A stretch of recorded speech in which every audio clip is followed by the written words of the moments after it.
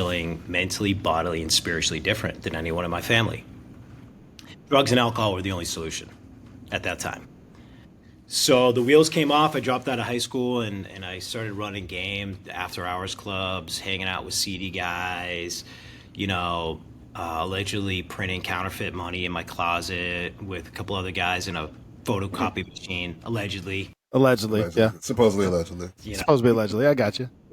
but like looking back, it was like monopoly money. It was so Yeah. bad, and it was, but like that was my best thinking. Like the white Jewish kid from Swampscott, Mass, is Yeah. now smoking crack, printing paper. What is that even all about? How does that even happen? Yeah. How does that happen? So one day my dad shows up, and I had been I got into like that super alcohol, that crack cocaine, and couldn't get it up my nose any longer. I smoke it, and he's like, "Man, what happened to you? You're gonna kill yourself. You gotta get out of here."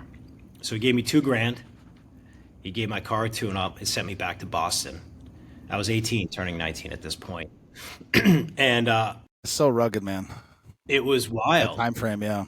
It was a wild time, and so what ends up happening, man, is I kind of did a geographical change. Yeah. My brother took me in as a roommate. I get a job working in a restaurant. I start interviewing, borrowing my brother's suit, right? It was 2 sizes too big, but Yeah, yeah. nice suit. Went on interviews in Boston. I went to Putnam and MFS and John Hancock and Prudential. And I was getting all these interviews because my dad and my uncles and my brother were big in finance, like big, big. And they said, yeah, oh, you're an Effron, come on in. That's kind of what it was. All right. Okay. Very cool. Yeah, very cool. And then they sit down and they say, so tell me about yourself. Tell me about your education. Well, okay. All right. No problem. Oh, you didn't graduate. Okay. No problem. You have an equivalent. Okay. No problem. You didn't go to college. No. Okay. No problem. Yeah, we're gonna put you in this conference room and we want you to write a letter to one of our clients that lost some money, and we'll give you 20 minutes. And they would come back and all that I had was, dear valued client. I didn't have the art of communication. I didn't have education. And I spent a couple years working in a mailroom until I got a shot.